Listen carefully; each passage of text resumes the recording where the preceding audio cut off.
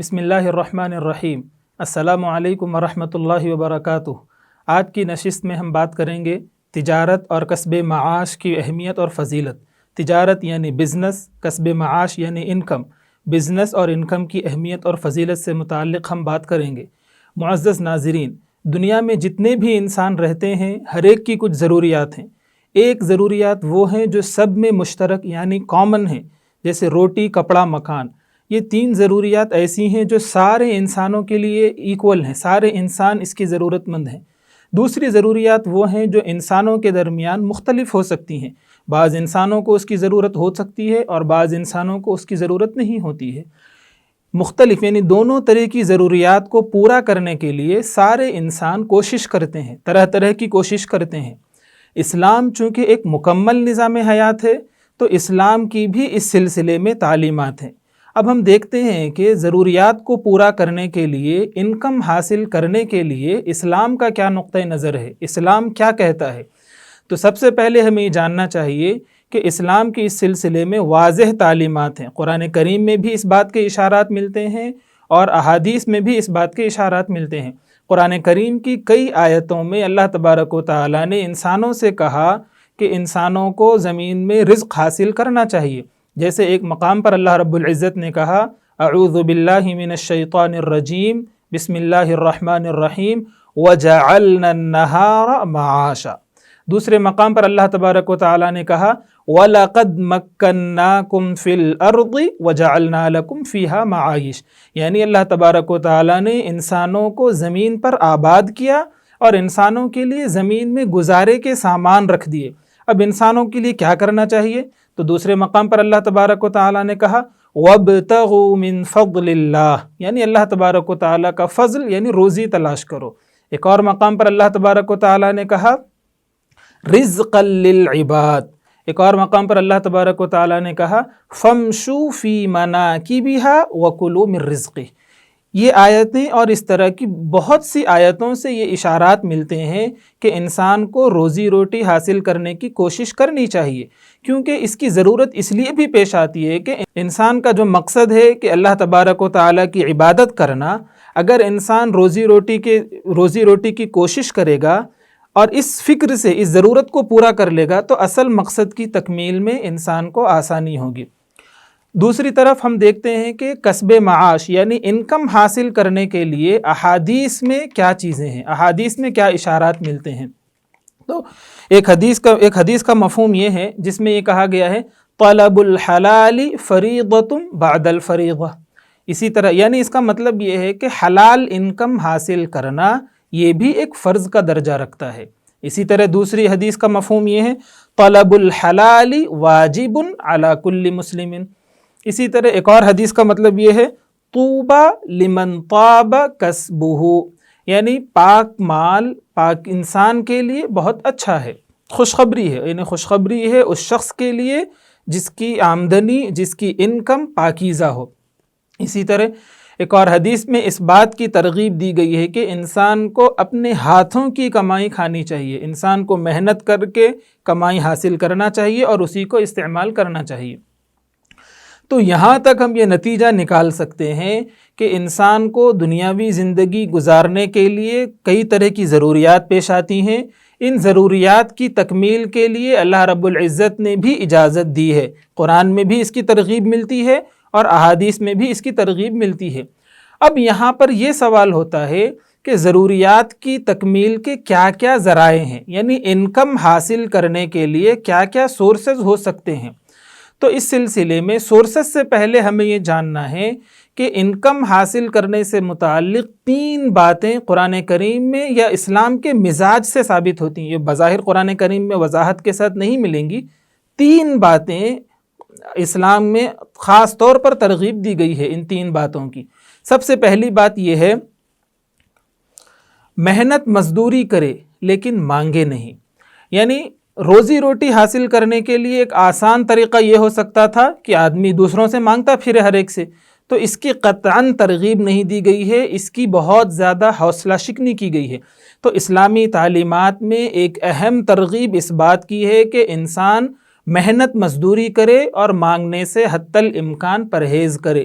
اس سلسلے میں ایک انصاری صحابی کا طویل حدیث میں واقعہ مذکور ہے، واقعہ پھر کبھی، لیکن اس میں ایک نقطے کی طرف اشارہ مقصود ہے جس میں یہ بات کہی گئی تھی کہ انسان کے لیے محنت مزدوری کر کے کمانا یہ بہتر ہے اس بات سے کہ انسان مانگتا پھرے اور وہ مانگنے کا نشان قیامت کے دن اس پر نمایاں ہوں۔ دوسری ترغیب اس بات کی دی گئی ہے کہ انسان محنت مزدوری کرے لیکن نتیجہ محنت مزدوری کی بنیاد پر ہی ہوگا، یعنی اس کا مطلب یہ ہوا کہ انسان یہ توقع نہ کرے کہ تھوڑی محنت ہو اور بہت زیادہ آمدنی ہو۔ قرآن کریم میں خود اس بات کی طرف اشارہ ہے وَأَن لَيْسَ لِلْإِنسَانِ إِلَّا مَا سَعَى، یعنی انسان کے لیے اتنا ہی ملے گا جتنی وہ کوشش کرے گا۔ اس سلسلے میں ایک حدیث بھی ذکر کی جاتی ہے جس کا مفہوم یہ ہے لا يقعد احدكم عن طلب الرزق ويقول اللهم ارزقني، یہ حدیث نہیں اثر ہے، حضرت عمر رضی اللہ عنہ کا قول ہے، جس کا مطلب یہ ہے کہ کسی کے لیے جائز نہیں ہے کہ وہ بیٹھ جائے، روزی روٹی کی کوئی فکر نہ کرے اور دعا کرتے رہے کہ یا اللہ مجھے حلال رزق عطا فرما دیجئے، یا اللہ مجھے حلال رزق عطا فرما دیجئے، تو اس چیز کی حوصلہ شکنی کی گئی ہے۔ تو پہلا سبق یہ ملا کہ انسان کو کوشش کرنا چاہیے، مانگنا نہیں چاہیے۔ دوسرا سبق یہ ملا کہ کوشش کے بقدر ہی نتیجے کی توقع رکھنی چاہیے، بغیر کوشش کے نتیجے کی فکر یا وظائف کی طرف توجہ نہیں دینا چاہیے۔ اور تیسری جو اسلام کی خاص طور پر ترغیب ہے وہ یہ ہے کہ آمدنی تو ہر کوئی حاصل کرے گا، وہ تو دنیا کی ایک اہم ضرورت ہے، لیکن حلال آمدنی اور پاکیزہ آمدنی کی فکر کرے۔ اس کے اشارات قرآن کریم میں بھی ملتے ہیں، جیسے کہ اللہ رب العزت نے کہا کلوا من الطیبات واعملوا صالحا، یعنی پاکیزہ مال کھاؤ، پاکیزہ چیزیں کھاؤ اور نیک اعمال کرو۔ اور اسی کے اشارات احادیث میں بھی ملتے ہیں، جس میں یہ ہے جیسے پچھلے حدیث گزری ہے طوبی لمن طاب کسبہ، کہ جس کا مال پاکیزہ ہے، جس کی آمدنی پاکیزہ ہے، اس کے لیے خوشخبری ہے۔ اور بھی اس طرح کی احادیث ملتی ہیں۔ اب ہم آتے ہیں کہ سورسز کیا ہیں، انکم کے سورسز کیا ہو سکتے ہیں۔ تو ہمیں یہاں پر یہ جاننا ہے کہ انکم کے سورسز 4 طرح کے ہو سکتے ہیں۔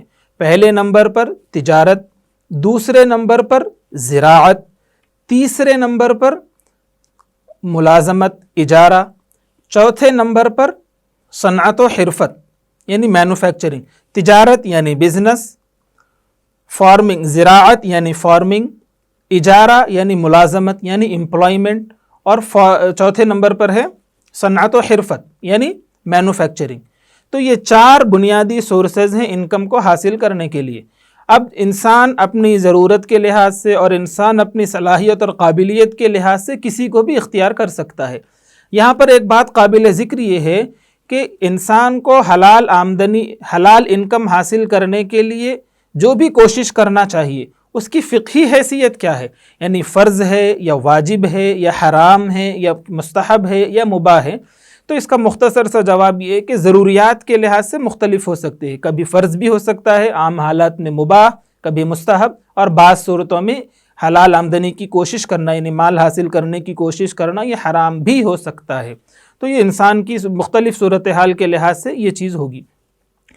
ایک اور چیز جس کی طرف یہاں پر اشارہ مقصود ہے کہ ان 4 میں سے کون سی چیز افضل ہے، یعنی ایک عام آدمی کے لیے بزنس کرنا امپورٹنٹ ہے، یہ بہتر ہے، یا دوسرے نمبر پر زراعت کرنا بہتر ہوگا، یا پھر ملازمت امپلائمنٹ بہتر ہوگا، یا پھر مینوفیکچرنگ بہتر ہوگا۔ تو اس کا جواب بھی 2 چیزوں پر موقوف ہوتا ہے کہ آدمی کی اپنی صلاحیتیں کیا ہیں اور اس کی معاشرے کی ضرورتیں کیا ہیں، معاشرے کو اس وقت کس چیز کی ضرورت ہے۔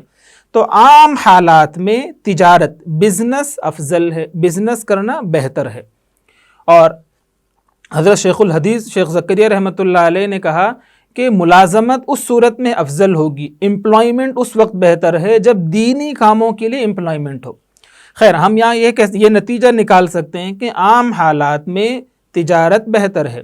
تجارت کی فضیلت قرآن کریم میں، احادیث میں بھی مل جائے گی۔ قرآن کریم سے تجارت کی مشروعیت ثابت ہے، اور تجارت کی فضیلت سے متعلق ایک مشہور حدیث جو اکثر ذکر کی جاتی ہے کہ التاجر الصدوق الامین مع النبیین والصدیقین والشہداء او کما جاء فی الحدیث، یعنی کہ سچا تاجر جو ہوگا اس کا مقام و مرتبہ بہت بلند ہوگا، یعنی انبیاء کے ساتھ، صدیقین اور شہداء کے ساتھ ہوگا۔ اب ہم یہاں پر 2 چیزیں اور جاننے کی کوشش کریں گے کہ تجارت کے اہمیت کیا ہے، تجارت کی اہمیت کیا ہے اور تجارت کے فوائد کیا ہیں۔ تو تجارت کی اہمیت سے متعلق بہت ساری باتیں ذکر کی جاتی ہیں۔ اس میں حضرت عمر رضی اللہ عنہ کا ایک مشہور قول ذکر کیا جاتا ہے، لولا هذه البيوع صرتم عالة على الناس، یعنی حضرت عمر رضی اللہ عنہ نے فرمایا اگر یہ خرید و فروخت کا سلسلہ نہ ہوتا تو تم لوگوں پر بوجھ بنتے، تم لوگوں پر بوجھ رہتے۔ تو یہاں پر ہم دیکھ سکتے ہیں کہ جو ممالک تجارت میں بہت پیچھے ہیں، جو صرف کنزیومر بنے ہوئے ہیں، پروڈیوسر نہیں ہیں، تو ان کی حیثیت ہم دیکھ سکتے ہیں کہ ان کی معاشرے میں یا دنیا کی سیاسی نظام میں ان کی کیا حیثیت ہے۔ تو یہ بہت بڑی اہمیت ہے تجارت کی۔ دوسرے نمبر پر جو تجارت کی اہمیت ہے وہ ہے معاشی ترقی اور بین الاقوامی حیثیت، یعنی اکانومک ڈیولپمنٹ ہوگا اس ملک کا جو بہت زیادہ تجارت میں حصہ لے گا، اور بین الاقوامی حیثیت یعنی اس کی پولیٹیکل پریزنس تسلیم کی جائے گی۔ اس کی مثال میں ہم بہت آسان دیکھ سکتے ہیں کہ چائنا ہمارا پڑوسی ملک، اس کی کیا حیثیت ہے، اس نے تجارت میں کیا ترقی کی ہے۔ تو یہ تجارت سے حاصل ہونے والی، یہ تجارت کی ایک اہم چیز ہے یہ، یعنی معاشی ترقی، economic development and political presence, سماجی سیاسی حیثیت۔ تجارت کی ایک اور اہمیت ہے روزگار کے مواقع، یعنی امپلائمنٹ اپرچونٹیز ہوں گی۔ جس ملک میں تجارتیں بہت زیادہ ہوں گی، جس ملک کی تجارت اچھی ہوگی، وہاں پر روزگار کے مواقع بھی زیادہ ہوں گے۔ اسی طرح جس ملک میں تجارت بہت زیادہ ہوگی وہاں پر انویسٹمنٹ کے اپرچونٹیز بھی بہت زیادہ ہوں گے۔ تو یہ تجارت کی اہمیت ہے۔ اور ایک اور اہمیت جو تجارت کی خاص طور پر ذکر کی جاتی ہے وہ خود مختاری ہے، یعنی تاجر کئی چیزوں میں خود مختار ہوتا ہے، اور اگر ملکی سطح پر تجارت بہت دلچسپی سے اور بہت لگن سے کی جائے تو پھر وہ ملک بھی بہت حد تک خود مختار ہوگا اپنی باتیں منوانے پر۔ اب ہم دیکھتے ہیں تجارت کے فوائد کیا ہیں۔ ہم نے ابھی تک دیکھ لیا تجارت کی اہمیت کیا ہے، تجارت کی مشروعیت کیسے ہوئی اور تجارت کی ضرورت کیوں پیش آئی۔ اب ہم دیکھتے ہیں کہ تجارت کے فوائد کیا ہیں۔ تو تجارت کے کئی طرح کے فوائد ذکر کیے جاتے ہیں۔ سب سے اہم اور سب سے بڑا فائدہ یہ ہے کہ آزادی وقت، یعنی آدمی اپنے وقت کا خود مالک ہوتا ہے، یعنی آدمی کے پاس بہت زیادہ ٹائم ہوتا ہے کمپیئر ٹو اگر وہ ملازمت کرتا ہے اس صورت میں۔ تو تجارت میں سب سے بڑا فائدہ یہ ہوگا کہ آدمی اپنے وقت کا مالک ہوگا۔ دوسرا فائدہ یہ ہوگا کہ تجارت کرنے سے آدمی کے اندر خودداری آتی ہے، مانگنے کا جذبہ مفقود ہونے لگتا ہے، جو بہت اچھی چیز ہے۔ یہ تجارت کا دوسرا فائدہ ہو گیا۔ تجارت سے حاصل ہونے والا تیسرا فائدہ یہ ہے کہ آدمی کو ایک موقع ملتا ہے کہ وہ عملی طور پر اسلام کی اشاعت کرے اور اسلام کو پھیلائے، اسلامی تعلیمات کو پھیلائے۔ اور چوتھا اور سب سے اہم فائدہ ہم کہہ سکتے ہیں تجارت کا، وہ یہ ہے کہ تجارت کرنے سے آدمی ٹیکس سے بہت حد تک محفوظ رہ سکتا ہے۔ اس کے طریقہ کار سے متعلق ہم پھر کبھی وضاحت کریں گے۔ معزز ناظرین، ابھی تک ہم نے جانا کہ تجارت اور کسب معاش کی اہمیت، یعنی امپورٹنس آف لائیولیہوڈ، روزی روٹی حاصل کرنا، حلال انکم حاصل کرنے کی اہمیت اور ضرورت کیوں پیش آئی، قرآن کریم سے اس کے کیا اشارات ملتے ہیں، احادیث سے اس کے کیا اشارات ملتے ہیں۔ پھر دوسرے نمبر پر ہم نے جانا کہ حلال روزی اور حلال روٹی کمانے سے متعلق قرآن کریم کی یا اسلامی تعلیمات کیا ہیں۔ تو ہم وہاں پر تین چیزیں جانے ہیں کہ اسلام کا ایک مزاج یہ ہے کہ آدمی محنت کرے، مانگے نہیں۔ دوسرا مزاج یہ ہے کہ محنت کرے اور محنت کے بقدر نتیجے کی توقع رکھے، اور بہت زیادہ نتیجے کی نہیں، کم محنت بہت زیادہ نتیجہ، اس کی توقع نہ رکھے۔ تیسرے نمبر پر ہم نے جانا کہ آدمی حلال طیب حاصل کرنے کے لیے کوشش کرے۔ اب سورسز آف انکم کیا ہو سکتے ہیں، اس سے متعلق ہم نے دیکھا کہ 4 سورسز ہو سکتے ہیں۔ تجارت ہو سکتا ہے، زراعت ہو سکتا ہے یعنی فارمنگ، اسی طرح امپلائمنٹ اجارہ ہو سکتا ہے، ملازمت، چوتھے نمبر پر مینوفیکچرنگ صنعت و حرفت ہو سکتا ہے۔ ہم یہاں پر تجارت سے متعلق بات کیے ہیں، زراعت سے متعلق، مینوفیکچرنگ سے متعلق اور امپلائمنٹ سے متعلق اگلے ویڈیوز میں ہم بات کریں گے۔ تجارت سے متعلق ہم نے جانا کہ تجارت کی فضیلت کیا ہے، تجارت کی مشروعیت قرآن کریم سے کیسے ہوئی ہے۔ اس کے علاوہ ہم نے جانا کہ تجارت کی اہمیت کیا ہے، یعنی جو ملک تجارت میں ترقی کرے گا تو اسے کیا اہمیت ہوگی، اور اس کے علاوہ ہم نے جانا کہ تجارت کے فوائد کیا ہیں، اگر کوئی تجارت کو اختیار کرتا ہے اسے کیا فائدے حاصل ہوتے ہیں۔ ایک سوال یہ ہوتا ہے کہ کیا تجارت کرنا توکل کے خلاف ہے؟ کیا ایک عام آدمی کے ذہن میں سوال ہو سکتا ہے کہ کیا کوئی شخص تجارت کر رہا ہے تو کیا یہ تجارت کرنا توکل کے خلاف ہے؟ تو اس کا آسان اور مختصر جواب یہ ہے کہ نہیں، تجارت کرنا توکل کے خلاف نہیں ہے۔ اسباب اختیار کرنے کا حکم دیا گیا ہے، تجارت بھی ایک سبب کے طور پر اختیار کی جاتی ہے، البتہ اسباب کو ہی یہ سمجھنا کہ اسی سے نتیجہ ہوگا، یہ چیز توکل کے خلاف ہے۔ ہمیں اسباب اختیار کرنا ہے اور یہ ایمان اور یہ یقین رکھنا ہے کہ اس سے جو بھی نتیجہ ہوگا وہ اللہ کے حکم سے ہوگا۔ اصل مؤثر جو ہے وہ اللہ رب العزت ہے، تجارت فی نفسی ہی مؤثر نہیں ہے۔